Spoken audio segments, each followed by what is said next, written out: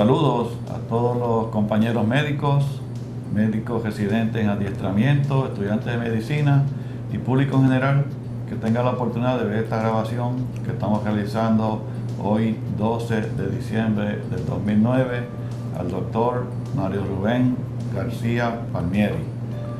El doctor García Palmieri es un prominente médico puertorriqueño del siglo pasado y del siglo XXI que le ha dado mucho lustre y gloria al pueblo de Puerto Rico, tanto a nivel local como nacional e internacional.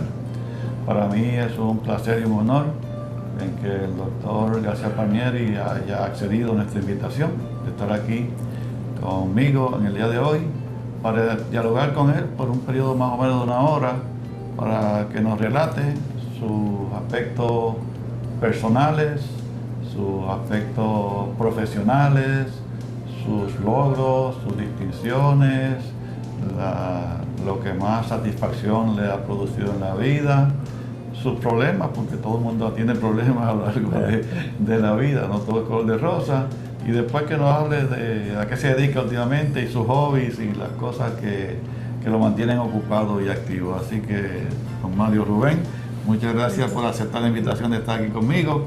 Y como le conté, esto es para eventualmente tener una copia de esta grabación en la sección de Historia de la Medicina de la Biblioteca del Recinto de Ciencias Médicas de la Universidad de Puerto Rico en Río Piedras. Así que vamos a comenzar con el aspecto personal, dónde usted nació, quiénes son sus padres, dónde estudió escuela elemental, escuela superior, universidad, medicina, residencia, y por ahí me cuenta todo lo que usted quiera contar de su vida y después entramos en el aspecto profesional.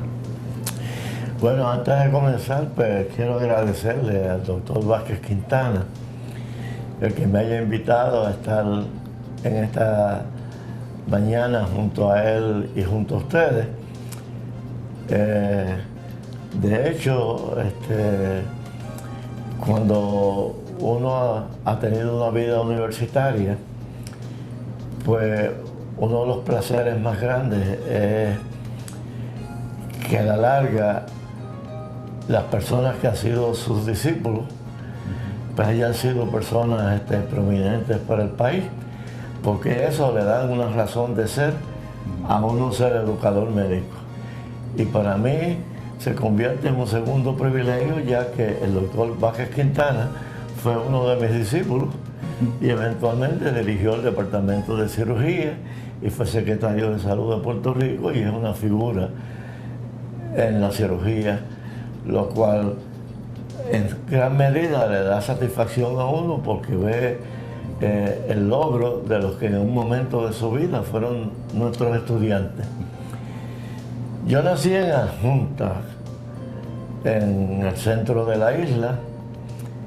Mi padre era Rafael García Borregón y mi madre Mercedes Palmieri. Mi padre fue maestro de escuela de artes industriales, donde enseñaba en Adjunta, luego en Aguadilla y en Fajardo y en parte los veranos en la Universidad de Puerto Rico. Y mi madre pues era ama de casa, hija de corzos que vinieron a Puerto Rico, que primordialmente agricultores envueltos en la sidra y en la cítrica, y eran 14 hermanos, y entre ellos pues muchos de ellos estudiaron en Francia. Dos de ellos llegaron a ser alcaldes del pueblo de Adjunta porque ellos siempre habían tenido una identificación con el servicio a los seres humanos.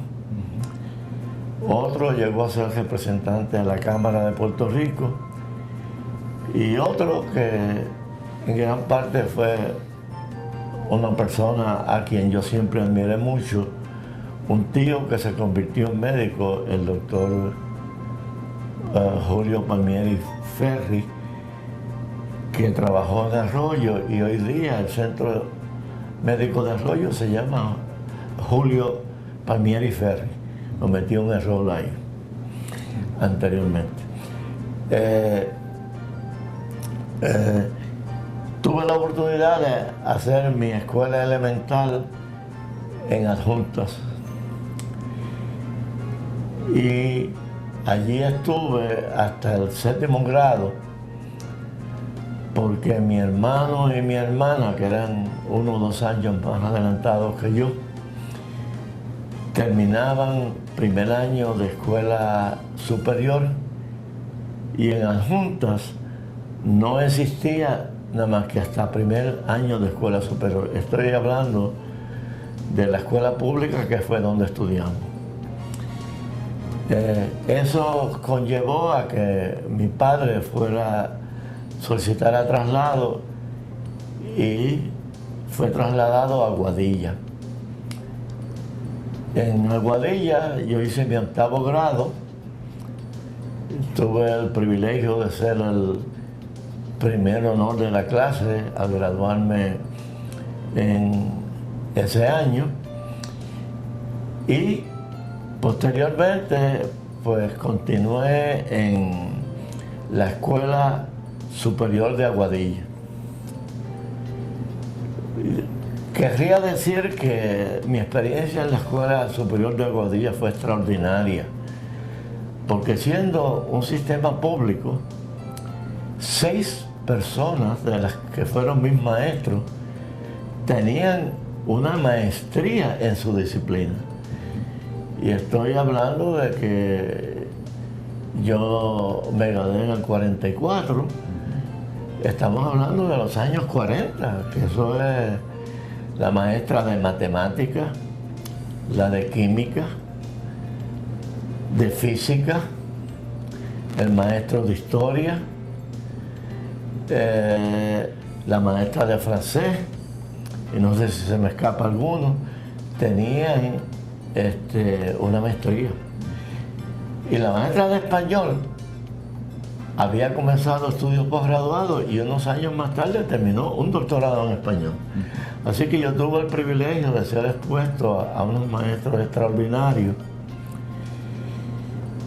Y en mi tercer año, en la clase de español, pues bajo el liderato de esta educadora que estimulaba mucho a uno, en un año me leí 32 libros, rompiendo un récord en la Escuela Superior de Aguadilla, porque nunca había habido un estudiante que había leído 32 libros en una asignatura en un año.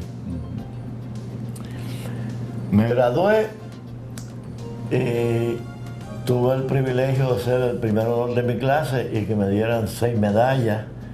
Me dieron en matemáticas, en ciencias, en español, en inglés. Eran 6 en total. En mi último año desarrollan a nivel nacional de escuela superior una competencia para todos los estudiantes de 4º año. Y un día, sin informarme nada, el principal de la escuela me llama a su oficina y me dice: mire, nosotros hemos decidido que usted va a participar en un concurso que hay a nivel nacional, y usted tiene que sentarse aquí, y sin haberlo pensado ni haberlo organizado previamente, tiene que escribir un artículo que a usted se le ocurra. Yo por poco me voy en shock, porque yo no sabía qué demonios iba a hacer.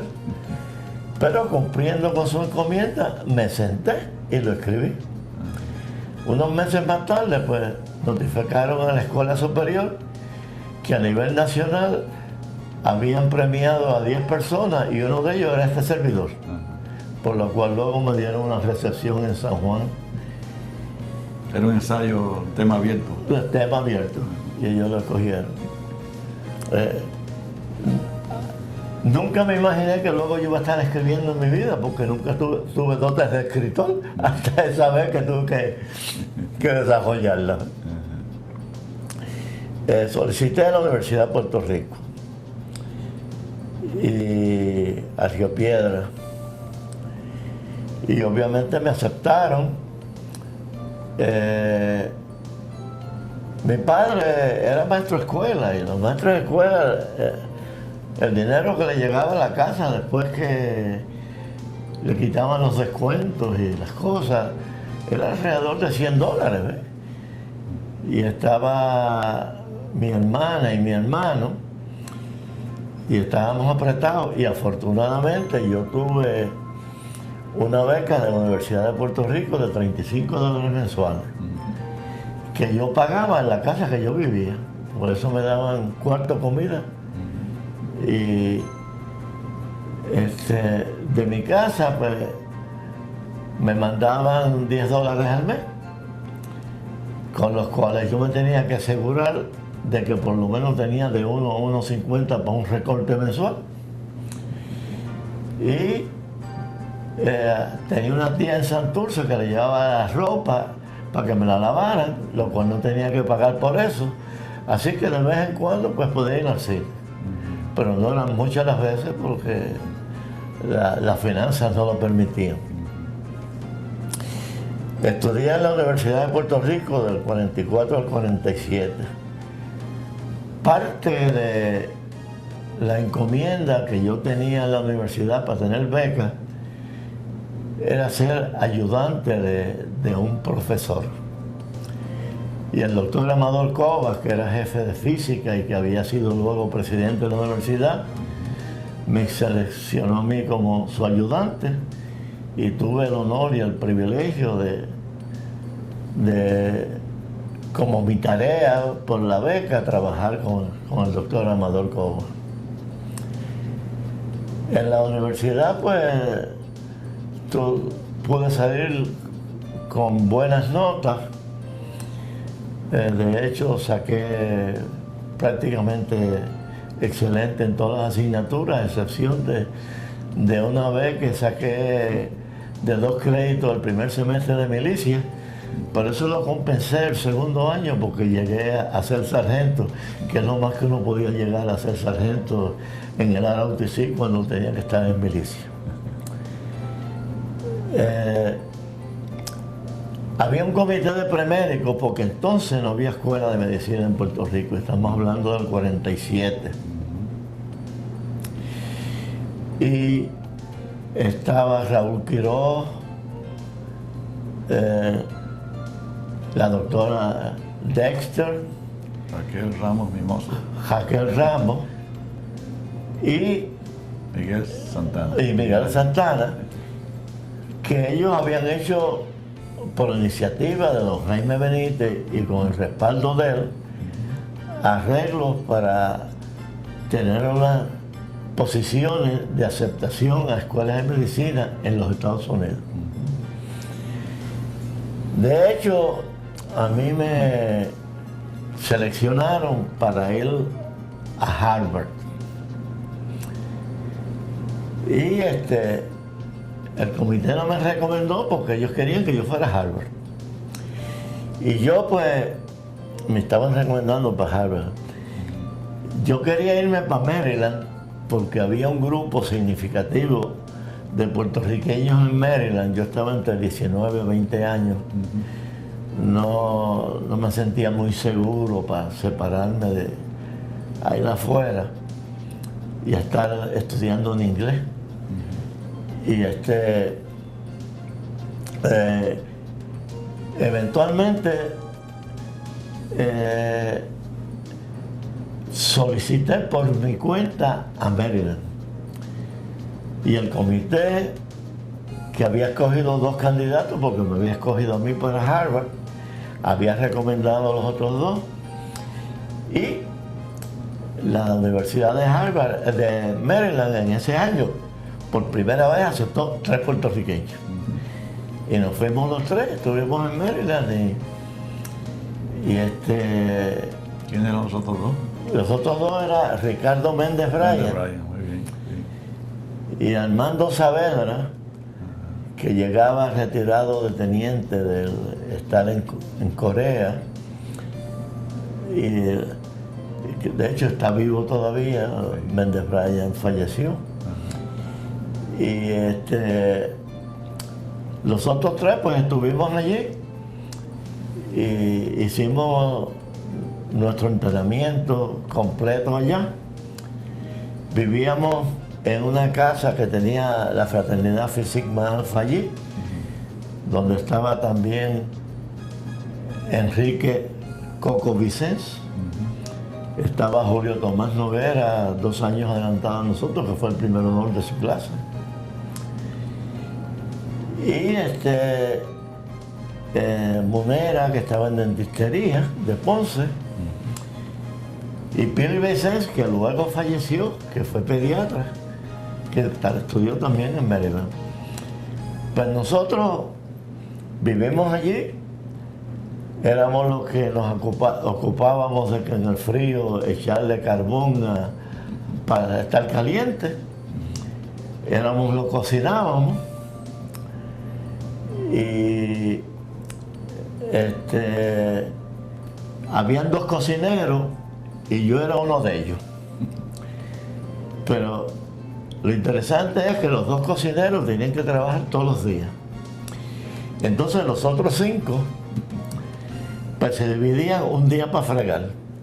Entonces mi tercer año yo pasé de cocinero a fregón, que cualquiera diría que es disminución en rango, pero en realidad era mejoramiento en horas de descanso. Menos trabajo, por lo menos. Menos trabajo. Y lo pasé muy bien, nos ayudaron mucho.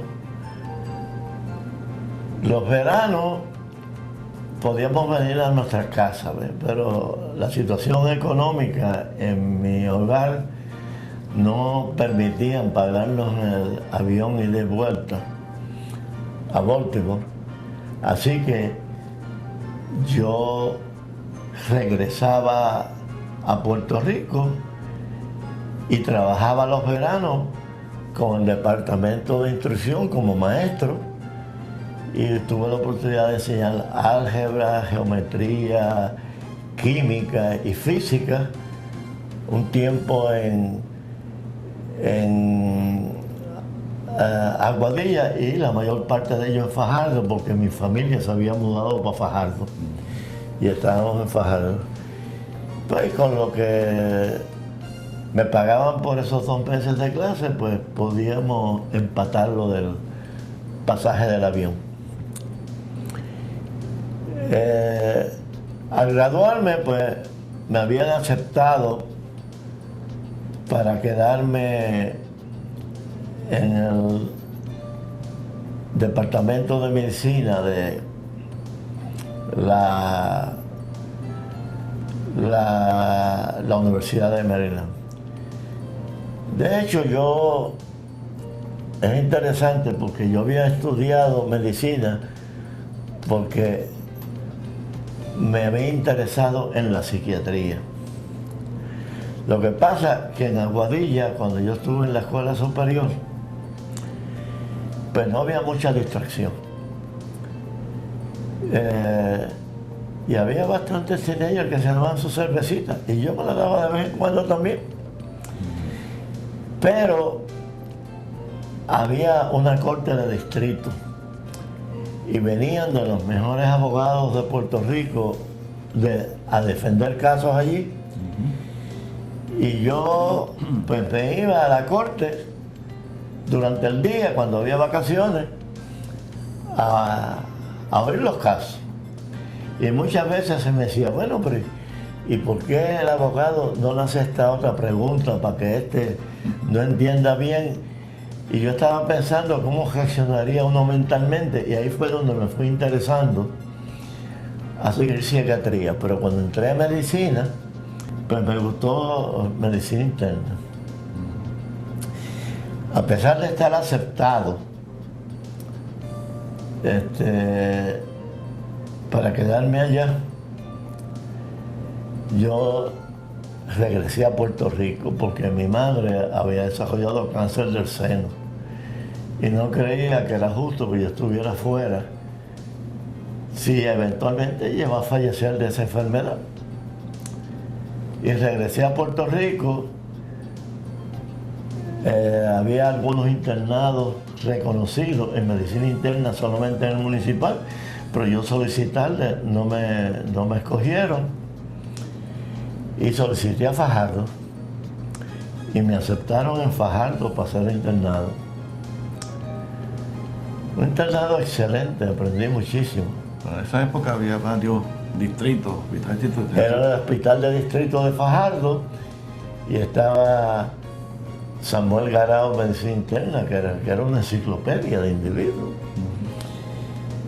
Y estaba diferentes cirujanos, pero toda la semana venía Salvador Busquets, 2 veces en semana a pasar visitas de enseñanza en cirugía. Cuando terminé el internado, pues ya yo había decidido que iba a seguir medicina interna y estaba requerido en cirugía. Allá en Fajardo. En Fajardo estaba también de interno, estábamos juntos. Y yo solicité para hacer medicina interna en Bayamón y Roquenido solicitó para irse a cirugía. En Bayamón también. En Bayamón. Y Titi Méndez también solicitó a Bayamón, que era hospital de distrito y tenía programas acreditados. Todavía no tenía medicina interna, pero dijeron que lo iban a solicitar. Fuimos a Bayamón y tuvimos este año. Entonces el doctor Méndez Bryan y yo nos ocupamos de organizar el programa educativo de medicina interna que nos los coordinaba el doctor Costa Mandri, patólogo, que se había graduado de Maryland como primer honor de su clase a principios del siglo, y que era el que se ocupaba de mantener los programas acreditados en Puerto Rico del Departamento de Salud en los hospitales de distrito. Y con la orientación de él, pues nosotros organizamos un programa educativo y con el respaldo de él. Y estaba Ernesto Martínez en medicina, nos visitaba Ernesto Marchán como cardiólogo y múltiples otras personas. Estaba Luis Guzmán López, que venía a contestar neurología y neurocirugía, y Cifre en gastroenterología. Ramón Cifre. Y yo llevaba unas minutas con un abstracto de todas las actividades científicas, incluyendo un club de revistas semanal.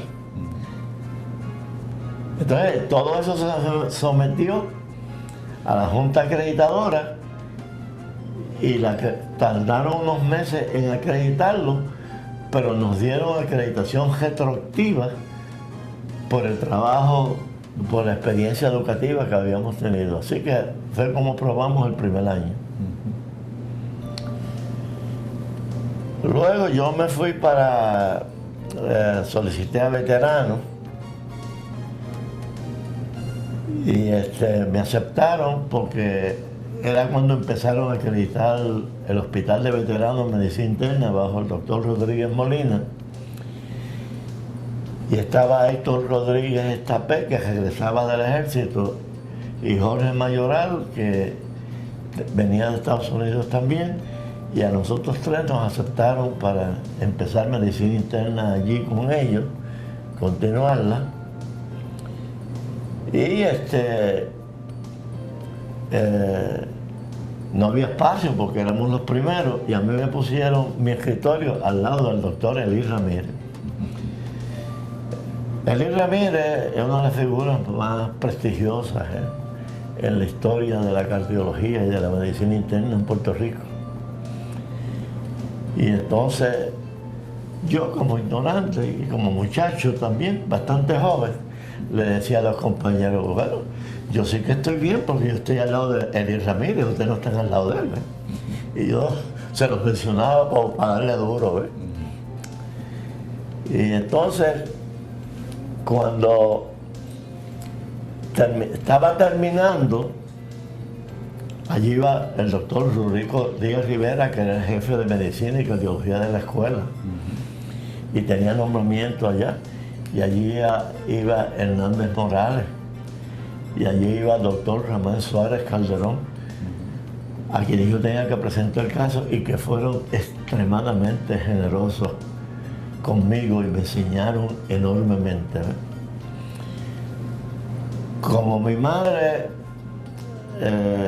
se le complicó el cáncer del seno y habían pronosticado de que ella no iba a durar un año, yo había solicitado para después de 2 años y el año de internado ir a hacer cardiología a California con el doctor Prince Metal. Prince Metal era la figura cardiológica número 1 de los Estados Unidos en aquel momento. Y hoy día todavía todos nosotros y en todos los libros se refieren al Prince Metal Angina, a la angina de Prince Metal. Y él me aceptó para yo pasar un año con él allá. Y de hecho guardo la carta, una carta histórica, y me ofrecía $12,000 al año porque yo estuviera con él allí. 1,000 pesos mensuales, que eso no se lo pagaban a los fellows en aquella época. Y estando yo casi listo para irme, pues se complicó la situación de mi madre, tuvo metástasis cerebral y nadie sabía cuánto iba a durar y yo no creía que era propio de un hijo abandonar a su madre.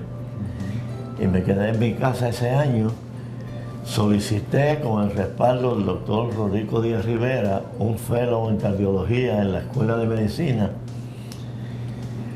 subsidiado por el National Heart and Lung Institute, y afortunadamente por primera vez dieron un donativo para entrenamiento posgraduado a una disciplina de la Escuela de Medicina de la Universidad de Puerto Rico, ya que aunque iba a ser el hospital municipal, era el que fungía como el hospital de enseñanza, el hospital universitario de la Escuela de Medicina en aquel momento.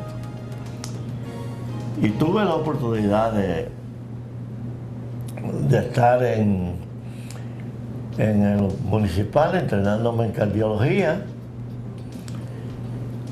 Allí pues diseñamos un programa nosotros. En el laboratorio de cateterismo estaba el doctor José Manuel Torres Gómez, que yo iba de vez en cuando a cateterizar con él. Y en la Escuela de Medicina había un laboratorio de perros. Y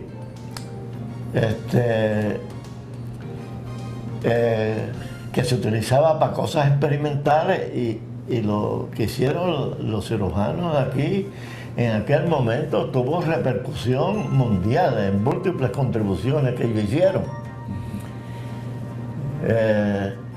Es más, el primer trasplante de corazón y pulmón en el mundo entero, que duró más de un día, se hizo en ese laboratorio por los cirujanos puertorriqueños. Y yo iba allí a cateterizar a algunos de los perros que el doctor Rafucci o Sorrentino le habían hecho defectos interatriales o le ponían una banda a la pulmonar y yo tenía que diagnosticar si era un defecto interventricular, si era interatrial, si era una estenosis. Y si yo lo pagaba, yo pegaba el diagnóstico. Esa tarde nos dábamos una cerveza y la pagaba Rafucci. Si yo no lo pagaba, nos dábamos la cerveza, pero la tenía que pagar yo. Ese era el premio, el castigo. Ese año, pues, me ofrecieron una oportunidad de quedarme con la Escuela de Medicina como miembro de la facultad.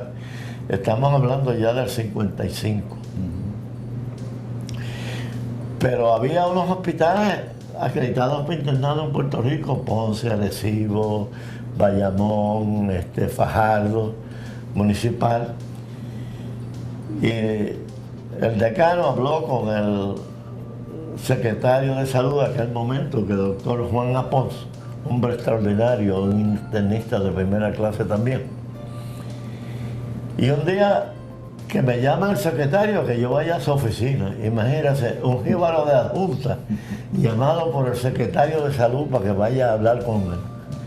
Y yo me presento allá y me dice: mire, doctor, nosotros tenemos un problema en Fajardo porque vienen a acreditarlo este año y no tenemos un jefe en medicina. Yo he hablado con la escuela y a usted lo van a reclutar ahora. Y ellos me dicen que no tienen objeción que yo lo reclute a usted por un año allí, y que mientras usted esté allá, cuando termine, pues vuelva para la escuela. De hecho, en el año que yo he estado de fellow en la escuela, yo había publicado 2 o 3 artículos en el American Heart Journal, y en cierto sentido uno se había dado a conocer un poquito. Y me fui para Fajardo. Y allí estuve el privilegio de que algunos de los estudiantes de la Escuela de Medicina, que estaban en 4º año, cuando yo estaba de fellow, que tuve que supervisarlo, cuando supieron que yo me iba para Fajardo, pues 6 de ellos se fueron a hacer internados a Fajardo. Entre ellos está Edwin Lugo, que luego es un cardiólogo y director y una persona muy reconocida, Jorge Edwin Lugo. Y está Ana Judith Román, que estudió en Francia y que es neuróloga en la facultad de la Escuela de Medicina, y otras personas más de prestigio. Y ese año, pues, tuvimos el privilegio de mantener la acreditación del programa, y mientras yo estuve allí, evaluaba los casos de hipertensión portal,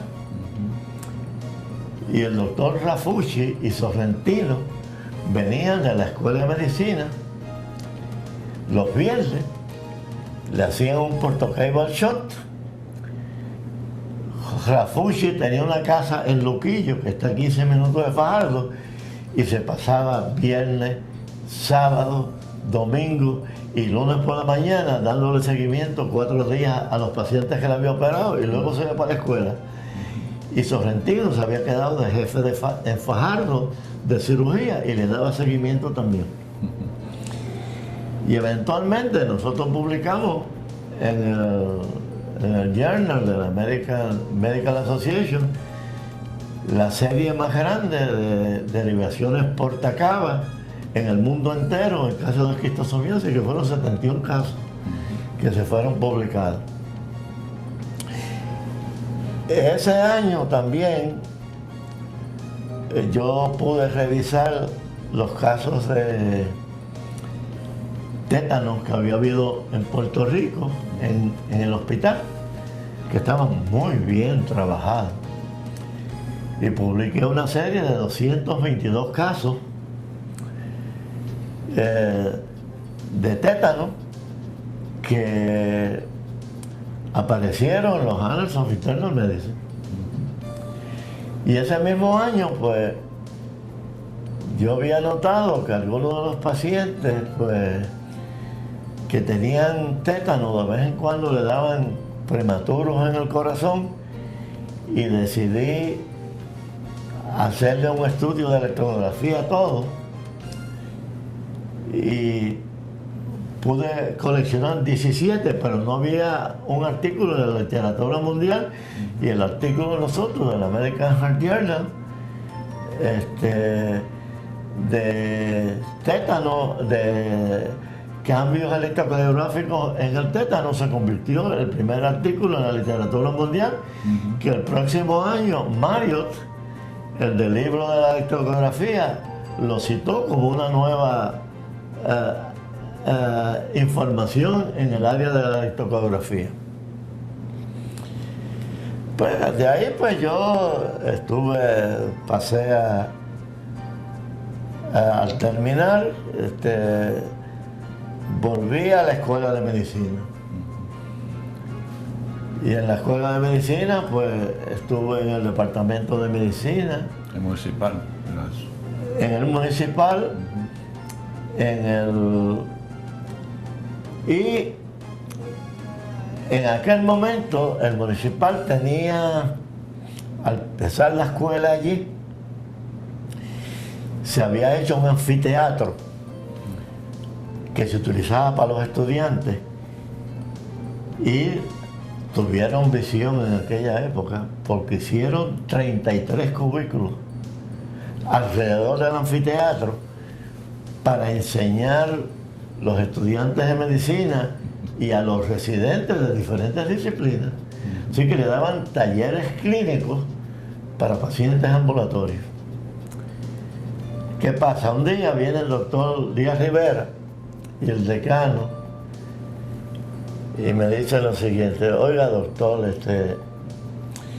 el doctor Calixto Romero, que es el que dirige los programas educativos ambulatorios, ha decidido irse a la práctica privada y nosotros vamos a tener que nombrar a alguien que asuma esa responsabilidad. Y nosotros interesamos que usted lo acepte.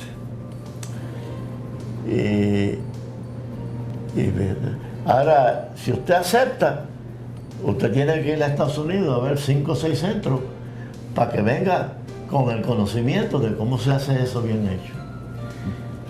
Y yo, pues, muy honrado, lo acepté. Y fui a Harvard, fui a Boston City Hospital, estuve en la Universidad de Cornell, estuve en Mount Sinai. Me mandaron a 5 o 6 sitios para que viera y aprendiera cómo se organizaban los talleres educativos ambulatorios. Y me tocó la responsabilidad, además de mis tareas usuales y acostumbradas, de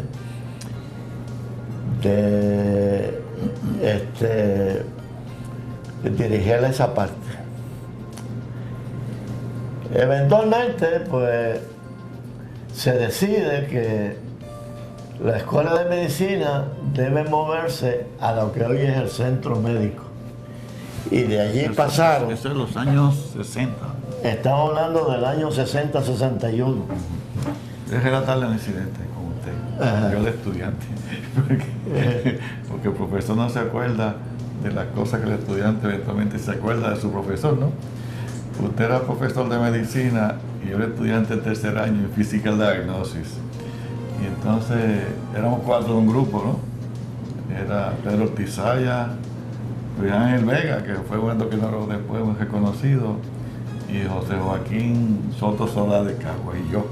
Entonces teníamos un paciente, le hacemos el historial, review system y historial pasado y todo, y estaba en físico, se lo presentamos a usted. Entonces en un momento de la presentación, yo no sé quién fue, dijo un disparate bien grande y usted dijo: García Palmieri, contrólate. Porque le hemos dicho un disparate terrible en la presentación. Y después seguimos muy bien. Entonces después la escuela se muda para que en el 60, ¿no? Sí, y en eso pues... Rico Rivera era el jefe de medicina, ¿no? Rico era el jefe de medicina y el doctor Vivas... Decano. Era decano. Sí, muy bien. Entonces, y me llama un día el doctor Vivas y me dice: mire doctor, nosotros necesitamos a alguien que nos organice los talleres clínicos en el hospital que hemos pasado a Bayamón como hospital universitario, el centro médico, y yo necesito que usted me organice eso. Doctor Vivas era un coronel retirado del ejército de Estados Unidos que tenía una maestría en administración. Y era muy difícil decirle que no. Así que yo tuve que alterar mi honeymoon de 3 semanas a 2 para poder regresar y empezar a organizar eso, porque cuando venían en enero del 61 a acreditar la escuela, eso tenía que estar funcionando. Y me tenía trabajando mañana, tarde y noche, pero eventualmente lo organizamos bien. Hicimos los cubículos, hicimos las áreas de servicio, teníamos una cinta amarilla. Si el individuo tenía que ir, como algunas personas entonces no sabían leer y escribir bien, decía, si usted tiene que ir a la farmacia, siga la cinta amarilla. Si usted tiene que ir al laboratorio, siga la cinta brown. Entonces, para que no se perdieran. Sí. Y así pues nos rodamos y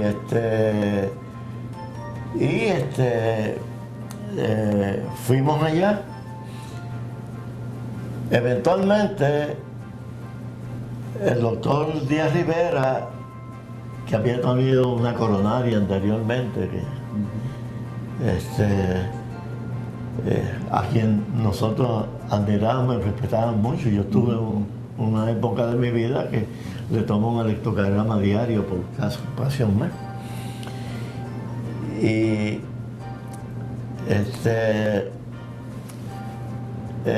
renuncia a la posición. Entonces nombra un comité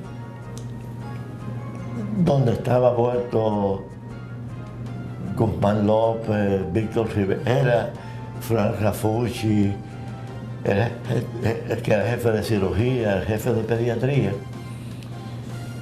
Y eventualmente me recomendaron a mí para que yo fuera jefe residente. En esos años yo había publicado muchos artículos en Estados Unidos.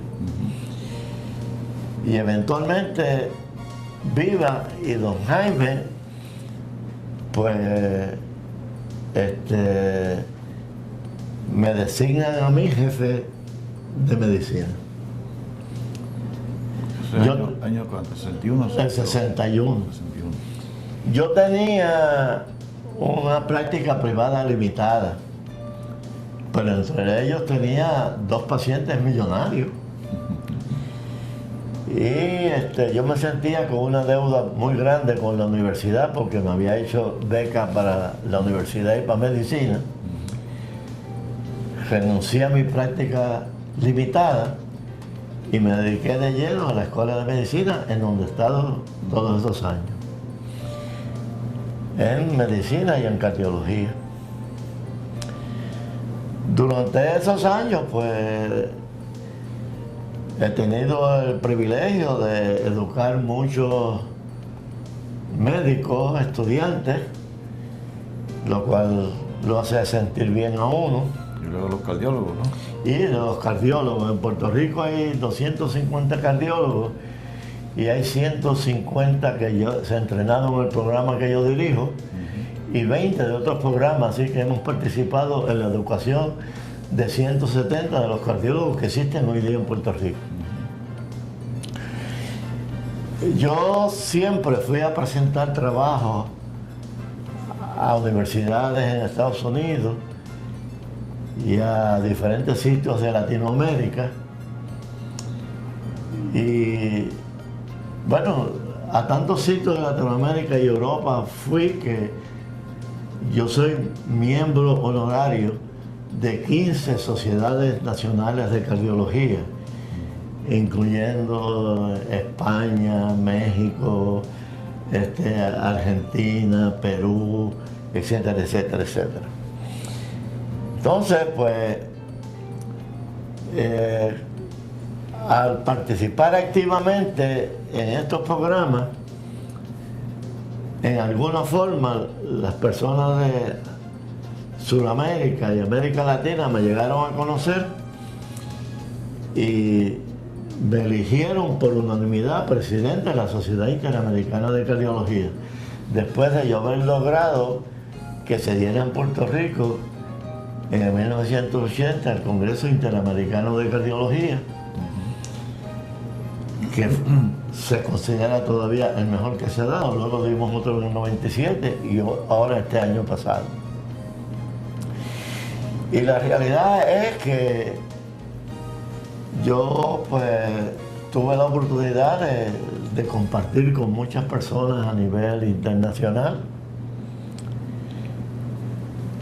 En el 1963 nosotros hicimos un estudio epidemiológico de enfermedad coronaria en Puerto Rico.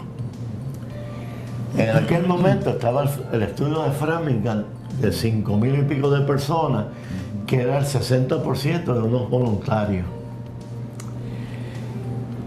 Y Amadeo, un médico puertorriqueño que publicaba en Ay Bonito, había publicado como 15 años antes que en Puerto Rico había menos enfermedad coronaria que en los Estados Unidos. Y él decía que se debía a la anemia que tenían los jíbaros puertorriqueños. Entonces, pues,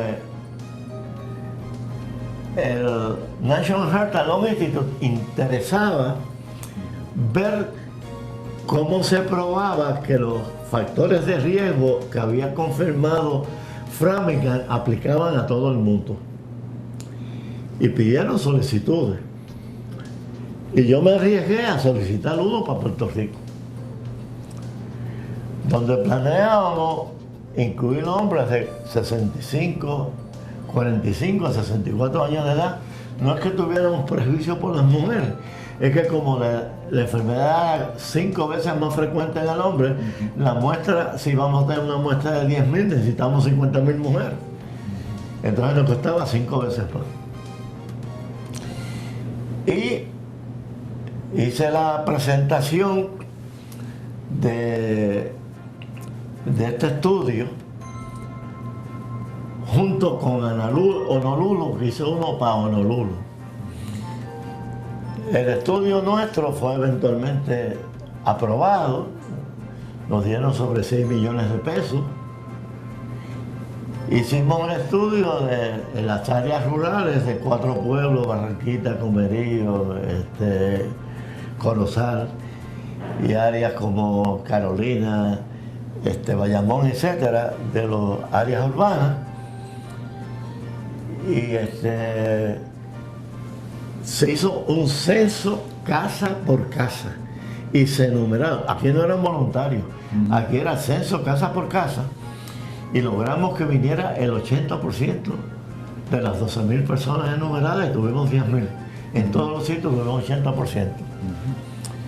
Eso pues nos llevó a múltiples publicaciones entre el 60 y pico al 70 y pico en las mejores revistas de cardiología del mundo. Y lo interesante es que va a haber un congreso donde van a elegir el presidente de la Sociedad y Federación Internacional de Cardiología, donde van a votar 104 sociedades nacionales de cardiología de diferentes países del mundo. Entonces la gente de Venezuela pues nominó al doctor Mario García Palmieri. Entonces lo hizo México, lo hizo Argentina, y luego lo hizo Inglaterra, lo hizo la India, lo hizo Japón. Yo había hablado de Japón 1 o 2 veces. Y era que en aquella época, cada vez que uno encontraba, veía una revista de cardiología, como habíamos publicado en esos años como 40 artículos, estaba el nombre de uno. Muy interesante e inesperado. La American Heart Association quiso poner un candidato después que me habían escogido de candidato. Y el reglamento de la mundial decía que para un candidato nuevo tenía que tener el respaldo de 2 países. Y con todo el poder de la American Heart Association no consiguieron 2 firmas. Y cuando yo fui electo presidente de la Sociedad Internacional de Cardiología, pues fui electo por unanimidad de los votantes en el 80 y pico, para servir en 89 y 90, cuando desde el 1950 nunca había habido un presidente electo por unanimidad. Así que un jíbaro de Puerto Rico pues entró a eso. Como cuestión de información a la gente, la nota informativa que vino en la prensa fue que en la página 32 de un periódico decía: eligen a un puertorriqueño presidente de la Sociedad Internacional de Cardiología. Eso fue todo lo que se dijo.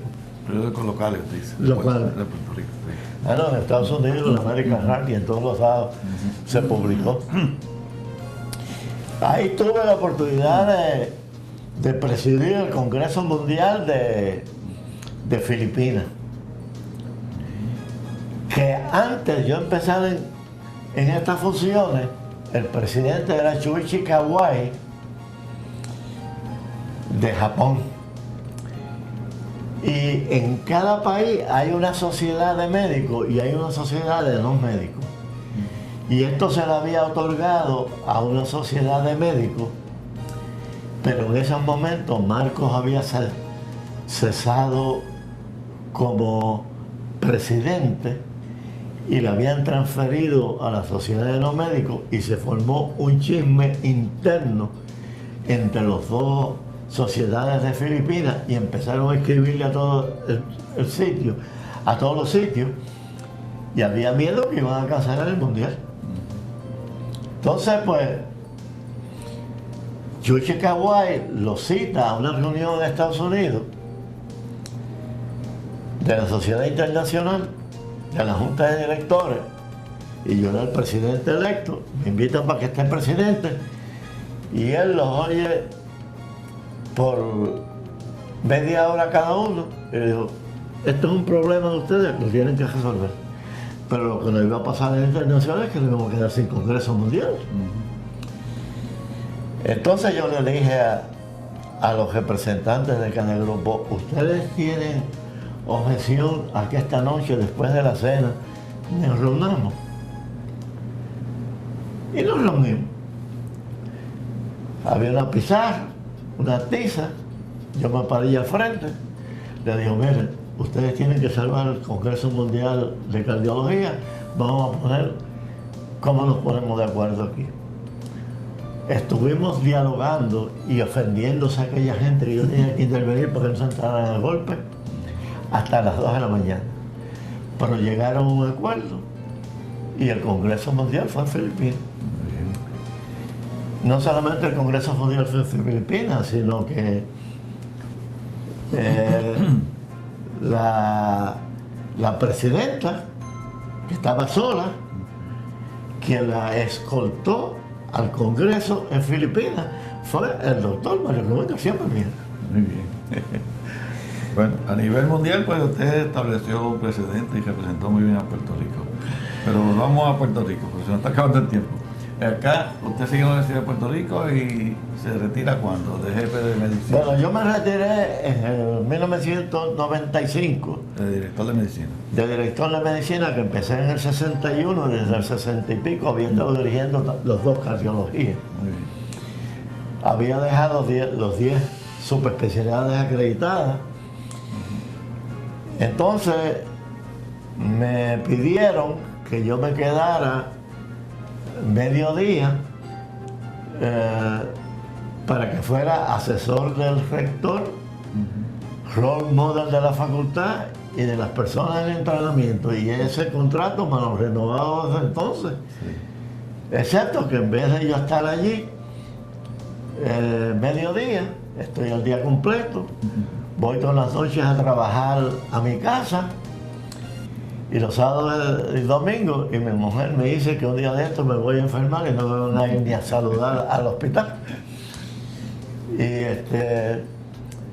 Y me he estado en la escuela, y una de las satisfacciones más grandes es que ya yo he participado en la educación de 5.000 médicos, y los logros que han tenido, muchos de ellos que son estrellas, no solamente a nivel nacional, sino de Puerto Rico, le han servido bien a Puerto Rico, y a nivel internacional han sido figuras, lo cual me hace sentir orgulloso de haber tenido por lo menos algo que ver en la formación de personas como de esa categoría. ¿En qué años que la universidad le otorga la distinción?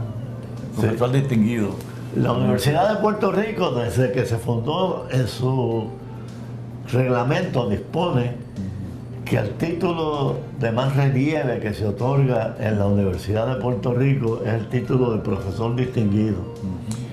Nunca lo había otorgado, y en el 1984, en consulta con todos los recintos, porque habrá habido algunos profesores distinguidos que lo decide la Junta de Síndicos, no ha habido más en la historia de 5 o 6, pero afortunadamente pues, yo fui seleccionado y escogido como el primer profesor distinguido de la Escuela de Medicina de la Universidad de Puerto Rico. Y también luego me han hecho profesor emérito. Muy bien. Entonces, en los minutos que nos quedan, usted tiene como un hobby muy peculiar. Cuéntenos sobre su hobby. Bueno, yo tengo varios hobbies. Uno de ellos es bonsáis. Y yo pues tengo todavía como 30, 40 bonsáis. Cuando empecé a hacer bonsái, competí en varios, y algunas veces pues nos ganamos premios. Y los mantengo. El bonsái tiene la ventaja que mientras tú estás manteniendo tu arbolito, te despega de todos los problemas que te rodean administrativamente. Y es un descanso mental. Sí. También me gustan las orquídeas. Esto lo heredé yo de mi madre, que yo tenía 7 años, me ponía a ayudarla en el jardín, en Adjunta. Y mis tíos tenían unos jardines tremendos en el campo de Adjunta, que venía gente de toda la isla a verlo. Y podría decir que una de mis orquídeas, que es un Gametophyllum phyllum, que le pusieron el nombre Mario García Palmieri y la mandaron a competir en el American Orchid Society de Estados Unidos y ganó 2 premios. Uno con 86 puntos y otro con 84. Y está en los libros como la orquídea Mario Roboy García Palmieri. Muy bien. Y además, yo llevo muchos años que colecciono tallas de Reyes Magos hechos en madera. Yo tengo de 170 en mi casa, de 132 artesanos puertorriqueños, y todos yo los he visitado en su casa, llevo años visitándolos, me he tirado por los campos más distantes de Puerto Rico, muchos de ellos los he retratado, y yo he dado 265 conferencias en 34 países del mundo. Como cuestión de hecho, cuando me invitaron de Rusia a hablar en los programas de cardiología, quien me invitó fue el Premio Nobel de la Medicina de Rusia, a que yo estuviera allí.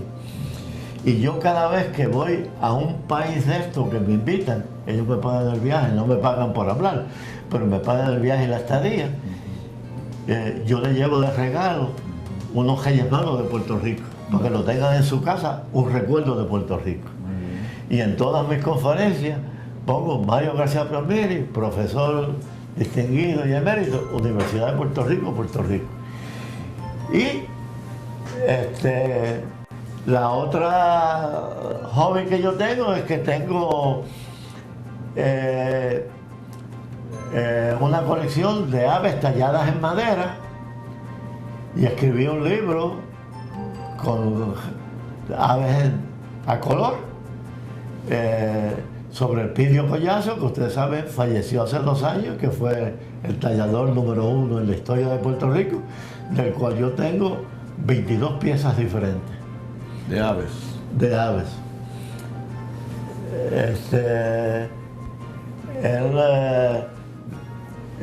Yo diría que esas son las áreas en las cuales yo me distraigo. Quizás hay otras que la gente pues considera que no, pero de vez en cuando me gusta ver las peleas por televisión. Muy bien. Y entonces, en otro nivel, todavía sigue en la Universidad de Puerto Rico colaborando y ayudando a los administradores del momento, ¿no? Quiero preguntarle, la Escuela de Medicina ha estado estable, acreditada desde 54 ininterrumpidamente y esperamos que siga así, aunque siempre surgen problemas, algunos recientes, otros son problemas viejos que seguimos arrastrando. ¿Cómo usted ve la situación actual y usted anticipa que vamos a seguir bien o se vislumbran unos nubarrones por ahí que nos pueden perjudicar? Bueno, el asunto es que las escuelas para estar acreditada por el Council of Medical Education y los programas posgraduados por la Accreditation Council of Graduate Medical Education, siempre tienen un hospital universitario y varios talleres educativos. Puerto Rico, nosotros siendo pobres y con pocos recursos, cuando se crea la Escuela de Medicina en el 1950, como en aquel momento el pueblo de Puerto Rico le daba servicio a pacientes en instituciones del Estado, ya sea centros de salud, hospitales de área, hospitales regionales, centros médicos. Era muy difícil que nosotros en aquella época invirtiéramos mucho dinero en hacer un hospital universitario, ya que lo que uno necesitaba eran los pacientes con las condiciones para poder enseñar con ellos. Esto no es como se enseña en la universidad leyendo un libro. Tú tienes que aprender viendo al paciente con una enfermedad y reconocer la enfermedad para poderla tratar. Claro. Y el asunto es que nosotros se hicieron unos arreglos bien cercanos entre el Departamento de Salud y la Escuela de Medicina. Yo no sé cuánto se debe a la historia, porque el doctor Vivas, cuando fue decano, y el doctor Arbona, que fue secretario de Salud, cuando hicieron su internado, no sé cuántos años antes de esas posiciones, fueron compañeros de cuarto como internos en el Hospital Presbiteriano de Santurce en Puerto Rico. Y ellos tenían una buena comunicación. Y las relaciones fue estrechas, y la escuela pudo utilizar el hospital universitario en Bayamón, pudo utilizar los hospitales de distrito, y hasta 15 centros de salud se utilizaban. De hecho, yo tuve un periodo corto que fui secretario de salud en el 66 y 67, que lo tuve que dejar porque tenía hipertensión maligna.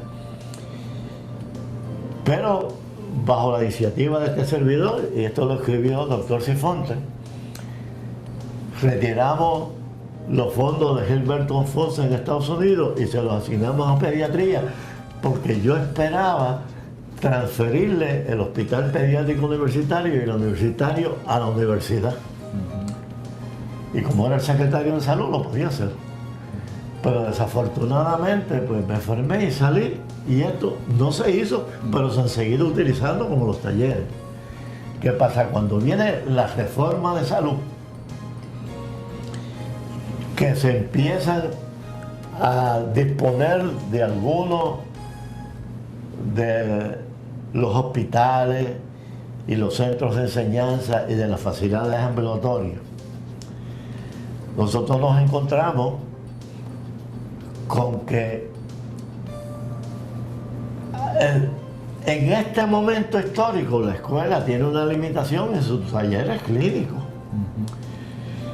Y en los talleres clínicos que tienen su limitación, porque el servicio secundario y terciario, el hospital universitario, todavía pediatría, son arreglos que tienen con el gobierno.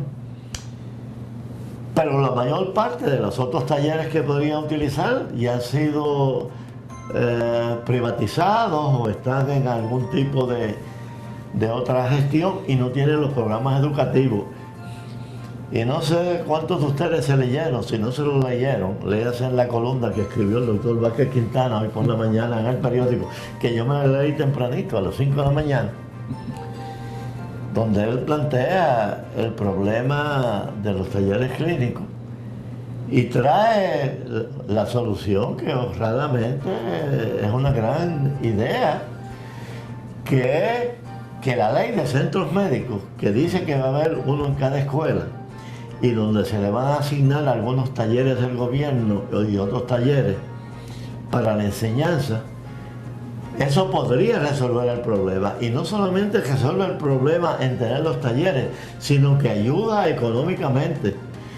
Porque si usted tiene pacientes cubiertos por el Estado, que usted los refiere a instituciones del Estado, esos fondos se divierten al Estado. No quiere decir que hay que quitar todos los talleres a la práctica privada, sino que hay que quitar suficientes talleres para que el volumen de pacientes sea suficiente para poder enseñar. Muy bien.